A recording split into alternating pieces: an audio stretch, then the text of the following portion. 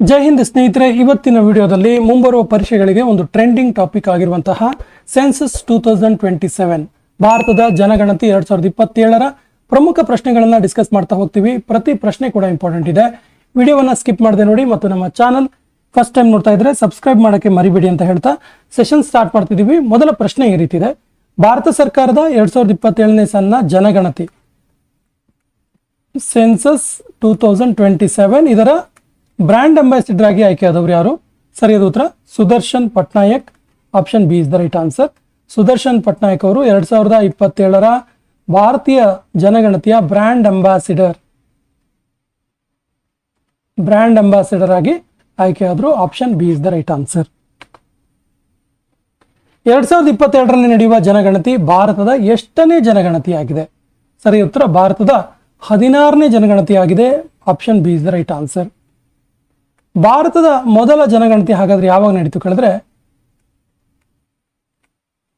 ಭಾರತದ ಮೊದಲ ಜನಗಣತಿ ಯಾವಾಗ ನಡೀತು ಕೇಳಿದ್ರೆ 1872ರಲ್ಲಿ ನಡೀತು.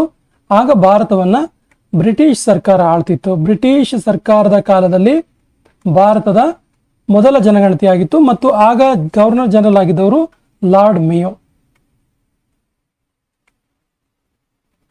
ಮೇಯೋ ಕಾಲದಲ್ಲಿ 1872ರಲ್ಲಿ ಭಾರತದಲ್ಲಿ ಫಸ್ಟ್ ಟೈಮ್ ಜನಗಣತಿ ಆಗುತ್ತೆ. ಪ್ರಶ್ನೆಯನ್ನು ಇನ್ನೊಂದು ರೀತಿ ಕೇಳ್ಬೋದು: ಸ್ವತಂತ್ರ ಭಾರತದ ಎಷ್ಟನೇ ಜನಗಣತಿ ಅಂತೇಳಿ ನೋಟ್ ಮಾಡ್ಕೊಳ್ಳಿ. ಈ ಸರಿ ನಡೀತಿರುವಂತಹ ಜನಗಣತಿ ಸ್ವತಂತ್ರ ಭಾರತದ ಅಂದ್ರೆ ಸ್ವತಂತ್ರ ಬಂದ ನಂತರ ಎಷ್ಟನೇ ಜನಗಣತಿ ಇದು ಅಂತೇಳಿ. ಸೊ ಸ್ವತಂತ್ರ ಭಾರತದ ಎಷ್ಟನೇ ಜನಗಣತಿ ಅಂತ ಕೇಳಿದ್ರೆ 8ನೇ ಜನಗಣತಿ. ಸ್ನೇಹಿತರೆ, ನಿಮ್ಮೆಲ್ಲ ಮನೆಗಳಿಗೆ ಈಗಾಗಲೇ ಬಂದು ಹೌಸ್ ಬ್ಲಾಕಿಂಗ್ ಲಿಸ್ಟ್ ಅನ್ನು HBL ಅನ್ನ ಮಾಡಿರ್ತಾರೆ. ಅಂದ್ರೆ ಈ 2 ಹಂತದಲ್ಲಿ ನಡೆಯುವಂತ ಒಂದು ಜನಗಣತಿ ಇದು. ಈ ವರ್ಷದ್ದು 2 ಹಂತ. ಒಂದು ಹೌಸ್ ಬ್ಲಾಕಿಂಗ್ ಮಾಡ್ತಾರೆ, ನೆಕ್ಸ್ಟ್ ಇಯರ್ 2027 ಅಲ್ಲಿ ಜನಗಣತಿಯನ್ನ ಮಾಡ್ತಾರೆ. ಅದ್ರ ಬಗ್ಗೆ ಮತ್ತೆ ನೋಡೋಣ. 2027ರಲ್ಲಿ ನಡೆಯುವ ಜನಗಣತಿ ಸ್ವರೂಪ ಯಾವ ರೀತಿಯದ್ದು? ಸ್ವರೂಪ ಯಾವ ರೀತಿಯದ್ದು ಕೇಳಿದ್ರೆ ಇದು ಸಂಪೂರ್ಣ ಡಿಜಿಟಲ್. ನಿಮಗೆ ಈಗ ಆಲ್ರೆಡಿ ಟೀಚರ್ಸ್ಗಳು ಬಂದು ಮನೆಗೆ ಸಂಬಂಧಪಟ್ಟಂತಹ ಕಟ್ಟಡಕ್ಕೆ ಸಂಬಂಧಪಟ್ಟಂತಹ ಮಾಹಿತಿಯನ್ನು ಪಡ್ಕೊಂಡಿರ್ತಾರೆ. ಆದರೆ ನೀವು ಗಮನಿಸಿ, ಎಲ್ಲರೂ ಕೂಡ ಮೊಬೈಲ್ನಲ್ಲಿ ಈ ಒಂದು ಮಾಹಿತಿಯನ್ನು ಫಿಲ್ ಮಾಡಿರ್ತಾರೆ. 2011ರಲ್ಲಿ ನಾವು ಜನಗಣತಿ ಮಾಡಿದಾಗ ನಾವು ಅದನ್ನ ಪೇಪರ್ ಸೆನ್ಸಸ್ ಮಾಡಿದ್ವಿ. ಅಂದ್ರೆ ಪೇಪರ್ಗಳಲ್ಲಿ ನಾವು ಮಾಹಿತಿಯನ್ನು ಬರ್ಕೊಂಡು ಅನಂತರ ಅದನ್ನ ಸಬ್ಮಿಟ್ ಮಾಡಿದ್ವಿ. ಬಟ್ ಈ ಸರಿಯ ಜನಗಣತಿ ಕಂಪ್ಲೀಟ್ ಆಗಿ ಒಂದು ಡಿಜಿಟಲ್ ಜನಗಣತಿ. ಎಲ್ಲ ಮಾಹಿತಿ ಕೂಡ ಮೊಬೈಲಲ್ಲೇ ಫೀಡ್ ಆಗುತ್ತೆ ಮತ್ತು ಅದು ಮುಂದಿನ ಆಫೀಸ್ಗಳಿಗೆ ಮತ್ತು ಕೇಂದ್ರ ಸರ್ಕಾರದವರೆಗೆ ಸೆಂಡ್ ಆಗುವಂಥದ್ದು. ಸೊ ಸಂಪೂರ್ಣ ಡಿಜಿಟಲ್ ಜನಗಣತಿ 2027 ಇದು ಮತ್ತು ಭಾರತದ ಮೊದಲ ಸಂಪೂರ್ಣ ಡಿಜಿಟಲ್ ಜನಗಣತಿ ಇದು. ನೋಟ್ ಮಾಡ್ಕೊಳ್ಳಿ. 2027ರ ಜನಗಣತಿಯ ಮೋಟೋ ಏನು? ವೆರಿ ವೆರಿ ಇಂಪಾರ್ಟೆಂಟ್ ಇದೆ. What is the motto of 2027 census? The right answer is public welfare through public participation. Public welfare through public participation ಅನ್ನೋದು 2027ರ ಜನಗಣತಿಯ ಮೋಟೋ ಆಗಿದೆ. 2027ರ ಜನಗಣತಿಯ ಅಫಿಷಿಯಲ್ ಲೋಗೋ ಏನು? ಇದರ ಅಫಿಷಿಯಲ್ ಲೋಗೋ ಯಾವುದು ಅಂತ ಕೇಳ್ತಾರೆ. ಸೊ ಸರಿಯಾದ ಉತ್ತರ ಅಫಿಷಿಯಲ್ ಲೋಗೋ ಏನು ಕೇಳಿದ್ರೆ, ಅಫಿಷಿಯಲ್ ಲೋಗೋ ಪ್ರಗತಿ ಮತ್ತು ವಿಕಾಸ.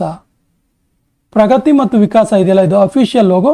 ಏನಿದು ಪ್ರಗತಿ ಮತ್ತು ವಿಕಾಸ ಅಂದ್ರೆ ನೋಡಿ, ನಿಮ್ಮ ಮನೆಗಳಿಗೆ ಬರುವಂತಹ ಎನ್ಯುಮರೇಟರ್ ಅಂದ್ರೆ ಗಣತಿದಾರರು, ಟೀಚರ್ಸ್ ಏನು ಬರ್ತಾ ಇದಾರಲ್ಲ, ಸೊ ಅವರನ್ನೇ ಮುಖ್ಯವಾಗಿ ಗುರಿಯಾಗಿಟ್ಕೊಂಡು ಲೋಗೋವನ್ನು ಮಾಡಲಾಗಿದೆ. ಹಾಗಾದ್ರೆ ಪ್ರಗತಿ ಅಂತ ಅಂದ್ರೆ ಏನು ಕೇಳಿದ್ರೆ ಫೀಮೇಲ್ ಎನ್ಯುಮರೇಟರ್.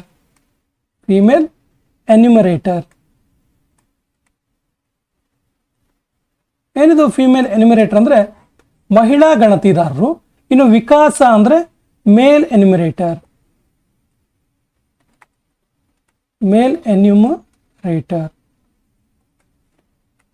ಪುರುಷ ಗಣತಿದಾರರು ಅಂತೇಳಿ. ಸೊ ಪುರುಷ ಮತ್ತು ಮಹಿಳಾ ಗಣತಿದಾರರನ್ನೇ ಗಮನದಲ್ಲಿಟ್ಕೊಂಡು ಲೋಗೋವನ್ನು ಸೃಷ್ಟಿ ಮಾಡಲಾಗಿದೆ. ಲೋಗೋ ಹೆಸರು ಪ್ರಗತಿ ಮತ್ತು ವಿಕಾಸ. 2027ರ ಜನಗಣತಿ ಯಾವ ಹೊಸ ಸ್ವರೂಪದಲ್ಲಿದೆ? ಒಂದು ಹೊಸ ರೂಪದಲ್ಲಿ ಇರುವಂತ ಜನಗಣತಿ ಇದು. ಹಾಗಾದ್ರೆ ಇದು ಯಾವ ಸ್ವರೂಪದ ಜನಗಣತಿ ಕೇಳಿದ್ರೆ ಇದು ಜಾತಿ ಆಧಾರಿತ ಗಣತಿ ಆಗಿದೆ. Option B is the right answer.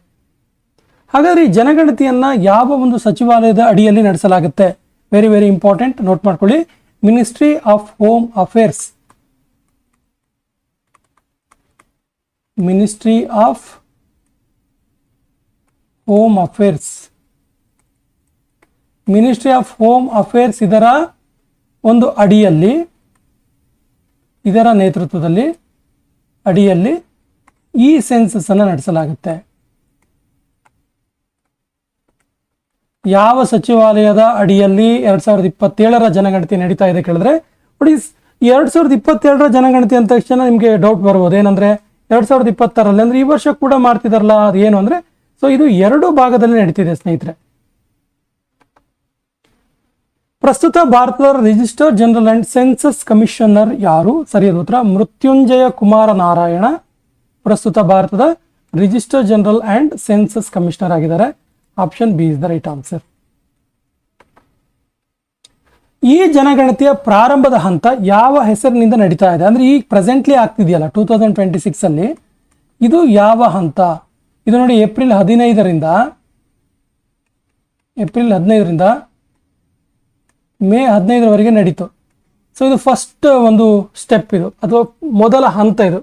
So ಆದರೆ ಯಾವ ಹೆಸರಿನ ನಡೀತು ಕೇಳಿದ್ರೆ ಮನೆಗಳ ಪಟ್ಟಿ, ಮನೆಗಳ ಗಣತಿ, ಅಂದ್ರೆ ಮನೆಗಳನ್ನ ಪಟ್ಟಿ ಮಾಡುವಂಥದ್ದು ಒಂದು ಹೆಬಿಟೇಷನ್ ಅಲ್ಲಿ ಅಥವಾ ಆ ಒಂದು ಎನಿಮರೇಟರಿ ಕೊಟ್ಟಿರುವಂತಹ ಒಂದು ಭಾಗದಲ್ಲಿ ಎಷ್ಟು ಮನೆಗಳಿದೆ ಮತ್ತು ಆ ಮನೆಗಳ ಸ್ವರೂಪ. ನಿಮಗೆ ಮನೆಗಳಿಗೆ ಬಂದ ಕೇಳಿರ್ತಾರೆ, ಮನೆಯ ನೆಲ ಹೇಗಿದೆ, ಮನೆಯಲ್ಲಿ ಎಷ್ಟು ಕೊಠಡಿಗಳಿದಾವೆ, ಮನೆಯಲ್ಲಿ ಶೌಚಾಲಯ ವ್ಯವಸ್ಥೆ ಇದೆಯಾ, ಚರಂಡಿ ವ್ಯವಸ್ಥೆ ಇದೆಯಾ, ಹಂಚೆ ಹಾಕಿದ್ದೀರಾ, ಮೇಲ್ಚಾವಣಿ ಯಾವ ರೀತಿ ಇದೆ.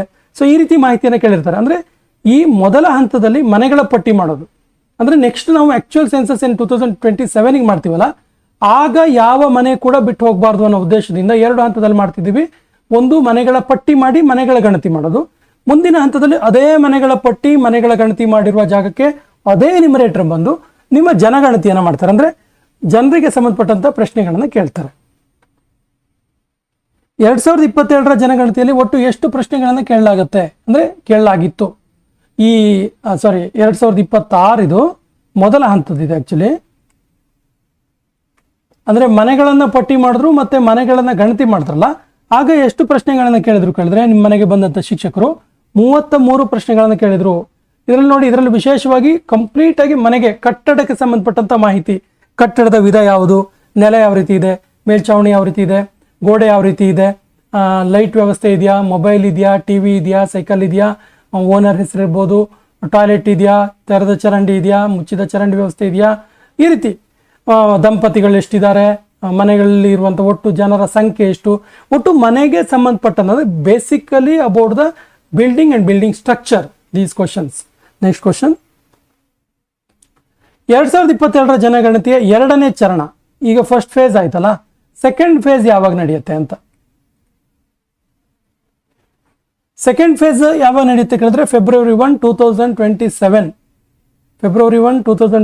ಅಲ್ಲಿ ಸೆಕೆಂಡ್ ಫೇಸ್ ಈ ಒಂದು ಸೆನ್ಸಸ್ ನಡೆಯುವಂಥದ್ದು. ಜನಗಣತಿಯು ಈ ಕೆಳಗಿನ ಯಾವ ಅಧಿನಿಯಮದ ಪ್ರಕಾರ ಆಯೋಜಿಸಲಾಗುತ್ತೆ? ಅಂದ್ರೆ ಜನಗಣತಿ ಯಾವುದೇ ಒಂದು ದೇಶದಲ್ಲಿ ಯಾವುದೇ ಒಂದು ಕಾರ್ಯಕ್ರಮ ಲಾಗು ಆಗ್ಬೇಕಂದ್ರೆ ಒಂದು ಅಧಿನಿಯಮ, ಒಂದು ಆಕ್ಟ್ ಇರಬೇಕಾಗತ್ತೆ. ಹಾಗಾದ್ರೆ ಜನಗಣತಿ ಒಟ್ರಾಶಿ ಮಾಡಂಗಿಲ್ಲ, ಯಾವುದೋ ಒಂದು ಸರ್ಕಾರ ಬಂದು ಮಾಡಿ ಅಂತ ಹೇಳಂಗಿಲ್ಲ, ಯಾವುದೋ ಒಂದು ಅಧಿನಿಯಮದ ಅಡಿಯಲ್ಲೇ ಮಾಡ್ಬೇಕಾಗತ್ತೆ. ಹಾಗಾದ್ರೆ ಜನಗಣತಿ ಯಾವ ಅಧಿನಿಯಮದ ಅಡಿಯಲ್ಲಿ ಮಾಡಲಾಗುತ್ತೆ ಹೇಳಿದ್ರೆ ಜನಗಣನ ಅಧಿನಿಯಮ 1948. ಈ ಆಕ್ಟ್ನ ಆಧಾರದ ಮೇಲೆ, ಇದರ ಬೇಸ್ ಮೇಲೆ ಜನಗಣತಿಯನ್ನ ಮಾಡಲಾಗುತ್ತೆ. 2027ರ ಜನಗಣತಿಗೆ ಇಡಲಾದ ಒಟ್ಟು ಮೊತ್ತ ಎಷ್ಟು? ನೋಡಿ, ಇಂಪಾರ್ಟೆಂಟ್ ಇದೆ ಕ್ವಶನ್, ನೋಟ್ ಮಾಡ್ಕೊಳ್ಳಿ. 2 ಫೇಸ್ ಅಲ್ಲಿ ನಡೆಯುವಂತಹ ಈ ಒಂದು ಜನಗಣತಿಗೆ ಕೇಂದ್ರ ಸರ್ಕಾರ ಇಡ್ತಾ ಇರುವಂತಹ ಒಟ್ಟು ಖರ್ಚಿನ ಮೊತ್ತ ನೋಡಿ. ಇಲ್ಲಿ ಎನ್ಯುಮರೇಟರಿಗೆ ಹಣ ಕೊಡಬೇಕಾಗತ್ತೆ, ಸೂಪರ್ವೈಸರ್ಸಿಗೆ ಕೊಡಬೇಕಾಗತ್ತೆ, ಚಾರ್ಜ್ ಆಫೀಸರ್ಸ್ ಕೊಡಬೇಕಾಗತ್ತೆ, DC ಗಳಿಗೆ, ಎಲ್ಲರಿಗೂ ಸಪ್ರೇಟ್ ಆಗಿ ಬೇರೆ ಬೇರೆ ರೀತಿಯ ಒಂದು ಎನ್ಯುಮರೇಷನ್ ಇರುತ್ತೆ. ನಾವು ಕೂಡ ಈ ಒಂದು ಸೆನ್ಸಸ್ ಅಲ್ಲಿ ಸೂಪರ್ವೈಸರ್ ಆಗಿ ಕೆಲಸ ಮಾಡ್ತಾ ಇರೋದ್ರಿಂದ ಅದು ಸ್ವಲ್ಪ ಡೀಟೇಲ್ಡ್ ಆಗಿ ಮಾಹಿತಿ ಗೊತ್ತಿದೆ ಅಂತಾನೆ ಹೇಳ್ಬೋದು. ಸೊ 2027ರ ಜನಗಣತಿಯಲ್ಲಿ ಇಡಲಾದ ಒಟ್ಟು ಮೊತ್ತ ಎಷ್ಟು ಕೇಳಿದ್ರೆ 11,718.24 ಕೋಟಿ ರೂಪಾಯಿ. Option D is the right answer. ಜನಗಣತಿಯ ಮೊದಲ ಚರಣ ಪ್ರಾರಂಭ ಆಗಿದೆ, ಅದು ಫಸ್ಟ್ ಫೇಸ್ ಶುರುವಾಗಿದೆ ಯಾವಾಗ ಅಂತೇಳಿ. ಸರಿಯಾದ ಉತ್ತರ ಫಸ್ಟ್ ಫೇಸ್ ಶುರುವಾಗಿದೆ ಯಾವಾಗ ಕೇಳಿದ್ರೆ 1 ಏಪ್ರಿಲ್ 2026. 1 ಏಪ್ರಿಲ್ 2026 ಫಸ್ಟ್ ಫೇಸ್ ಶುರು ಆಯಿತು. ಬಟ್ ಮನೆಗಳಿಗೆ ಬಂದಿದ್ದು ಏಪ್ರಿಲ್ 15ರಿಂದ. ಅಲ್ಲಿವರೆಗೆ ಈ ಟ್ರೈನಿಂಗ್ ಮತ್ತಿತರ ಪ್ರೋಸೆಸ್ ಮಾಡಿದ್ರು. ಏಪ್ರಿಲ್ 15ರಿಂದ ಮೇ 15ರವರೆಗೆ ಈ ಒಂದು ಮನೆಗಳನ್ನು ಭೇಟಿ ಮಾಡಿ ಕಟ್ಟಡದ ಬಗ್ಗೆ ಮಾಹಿತಿಯನ್ನು ಕಲೆಕ್ಟ್ ಮಾಡೋದಿತ್ತು. ಇದು ಫಸ್ಟ್ ಫೇಸ್. 2022 ಜನಗಣತಿಯ ಬ್ರ್ಯಾಂಡ್ ಅಂಬಾಸಿಡರ್ ಇದಾರಲ್ಲ ಸುದರ್ಶನ್ ಪಟ್ನಾಯಕ್, ಇವರು ಯಾವ ಕ್ಷೇತ್ರದಲ್ಲಿ ಪ್ರಸಿದ್ಧರಾಗಿದ್ದಾರೆ ಅಂತ ಕೇಳಿದ್ದಾರೆ. ಸರಿಯಾದ ಉತ್ತರ he was a sand artist, ಮರಳು ಶಿಲ್ಪ ಅಥವಾ ಸ್ಯಾಂಡ್ ಆರ್ಟ್. ಇವರೊಬ್ಬ ಮರಳು ಶಿಲ್ಪಿ ಆಗಿದ್ದಾರೆ. ಈ ಕೆಳಗಿನ ಯಾವ ಆ್ಯಪ್ ಮೂಲಕ ಜನರು ಮನೆಯಲ್ಲೇ ಕುಳಿತು ತಮ್ಮ ಮಾಹಿತಿಯನ್ನ ತುಂಬಬಹುದಾಗಿತ್ತು? ಸರಿ ಉತ್ತರ ಸೆಲ್ಫ್ ಎನ್ಯುಮರೇಷನ್. ಅದು ನೋಡಿ, ಅದು ಈ ರೀತಿ ಇತ್ತು, sc.census.gov.in ಅಂತಿತ್ತು. ಸೊ ಈ ಒಂದು ವೆಬ್ಸೈಟಿಗೆ ಹೋಗಿ, ಆ್ಯಪ್ ಅನ್ನೋದಕ್ಕಿಂತ ವೆಬ್ಸೈಟ್ ಅನ್ಬೋದು ನಾವು ಇದನ್ನ. ಸೊ ಈ ವೆಬ್ಸೈಟಿಗೆ ಹೋಗಿ ನೋಡಿ, SC ಅಂದರೆ ಸೆಲ್ಫ್ ಎನ್ಯುಮರೇಷನ್ ಅಂತೀನಿ, ಅಂದರೆ ಸ್ವಯಂ ಗಣತಿ ಅಂತ. ಅನೇಕರು ಸ್ವಯಂ ಗಣತಿ ಕೂಡ ಮಾಡ್ಕೊಂಡಿದ್ರು. ಅಂದರೆ ಏನು ಶಿಕ್ಷಕರ ಒಂದು ಪ್ರಶ್ನೆಗಳನ್ನು ಕೇಳಿದ್ರಲ್ಲ, ಅದನ್ನು ಅವ್ರು ಬರೋಕ್ಕಿಂತ ಮೊದಲೇ ನಾವು ನಮ್ಮ ಮನೆಯ ವಾಸ್ತವ ಸ್ಥಿತಿಯನ್ನು ಹಾಕೋದಕ್ಕೆ ಕೂಡ ಅವಕಾಶ ಇತ್ತು. ಇದು ಸೆಲ್ಫ್ ಎನ್ಯುಮರೇಷನ್ ಅಥವಾ ಸ್ವಯಂ ಗಣತಿ. ಭಾರತದ ಮೊದಲ ಜನಗಣತಿ ಯಾವಾಗ ಆಗಿತ್ತು ಹಾಗಾದರೆ? ಸರಿಯಾದ ಉತ್ತರ 1872. ಅದ್ರ ಬಗ್ಗೆ ಆಗಲೇ ನಾವು ಡೀಟೇಲ್ಡ್ ಆಗಿ ಹೇಳಿದ್ವಿ. ಬ್ರಿಟಿಷ್ ಗೌರ್ಮೆಂಟ್ ಇದ್ದಾಗ ಲಾರ್ಡ್ ಮೇಯೋ ಇರ್ತಾರೆ ಗವರ್ನರ್ ಜನರಲ್ ಆಗಿ. ಆ ಟೈಮಲ್ಲಿ 1872 ಅಲ್ಲಿ ಭಾರತದ ಫಸ್ಟ್ ಸೆನ್ಸಸ್ ಆಗುತ್ತೆ. ಭಾರತದ ಮೊದಲ ನಿಯಮಿತ ಜನಗಣತಿ. ನಿಯಮಿತ ಅಂದ್ರೆ ಏನು? ಇದು ಫಸ್ಟ್ ಜನಗಣತಿ ಅಂದ್ರೆ ಏನು, ನಿಯಮಿತ ಅಂದ್ರೆ ಏನು ಕೇಳಿದ್ರೆ 10 ವರ್ಷಕ್ಕೊಮ್ಮೆ ಜನಗಣತಿಯನ್ನ ಮಾಡಬೇಕು ಅಂತೇಳಿ ಒಂದು ತೀರ್ಮಾನ ತೆಗೆದುಕೊಂಡು ಮಾಡಲಾದಂಥ ಜನಗಣತಿ ಯಾವಾಗ ಕೇಳಿದ್ದಾರೆ, ಯಾರ ಕಾಲದಲ್ಲಿ ಕೇಳಿದ್ದಾರೆ? ಸರಿ ಉತ್ತರ 1881ರಲ್ಲಿ ಲಾರ್ಡ್ ಮೇಯೋನೇ ಇರ್ತಾನೆ ಆಗಲೂ ಕೂಡ. ಆ ಸಂದರ್ಭದಲ್ಲಿ ಈ ಒಂದು ಜನಗಣತಿ ಆಗುತ್ತೆ. ಭಾರತದ ವೈಜ್ಞಾನಿಕ ಜನಗಣತಿ ಸೈಂಟಿಫಿಕಲ್ ಸೆನ್ಸಸ್ ನಡೆದಂಥ ವರ್ಷ ಯಾವುದು? ಸರಿ ಉತ್ತರ 1881. ಈ ಸೆಷನ್ ಕೊನೆಯ ಪ್ರಶ್ನೆ ಈ ರೀತಿದೆ. ಇನ್ನೂ ಒಂದು ಪ್ರಶ್ನೆ ಇದೆ. ಈ ಕೆಳಗಿನ ಯಾವ ವರ್ಷದ ಜನಗಣತಿಯನ್ನು ಗ್ರೇಟ್ ಡಿವೈಡ್ ಅಂತ ಕರೀತಾರೆ? ಮಹಾವಿಭಾಜಕ ಜನಗಣತಿ ಅಥವಾ ಮಹಾವಿಭಜನೆ ಅಂತ ಕರೀತಾರೆ. ಯಾವ ವರ್ಷದ ಜನಗಣತಿಯನ್ನ ಮಹಾವಿಭಜನೆ ಅಂತ ಕರೀತಾರೆ ಕೇಳಿದ್ರೆ ಸರಿ ಉತ್ತರ 1921ರ ಜನಗಣತಿಯನ್ನ ಗ್ರೇಟ್ ಡಿವೈಡ್ ಅಥವಾ ಮಹಾವಿಭಜನೆಯ ವರ್ಷ ಅಂತೇಳಿ ಕರೀತಾರೆ ಇದನ್ನ. ಈ ಸೆಷನ್ ಕೊನೆಯ ಪ್ರಶ್ನೆ ಇರ್ತಿದೆ. ಈ ಪ್ರಶ್ನೆ ನಿಮಗೆ ಭಾರತೀಯ ಜನಗಣತಿಯ ಜನಕ, ಫಾದರ್ ಆಫ್ ಇಂಡಿಯನ್ ಸೆನ್ಸಸ್ ಅಂತೇಳಿ ಯಾರನ್ನ ಕರೀತಾರೆ? ಆಪ್ಷನ್ಸ್ ಈ ರೀತಿ ಇದೆ: ಥಾಮಸ್ ಜಾಫರ್ಸನ್, ಹೆನ್ರಿ ವಾಲ್ಟರ್, ಚಂದ್ರ ಶಂಸೇರ ರಾಣಾ, ಯುಜು ಮೊರೇಟಾ. ಸರಿಯಾದ ಉತ್ತರವನ್ನ ಕಮೆಂಟ್ ಬಾಕ್ಸಲ್ಲಿ ಕಮೆಂಟ್ ಮಾಡಿ.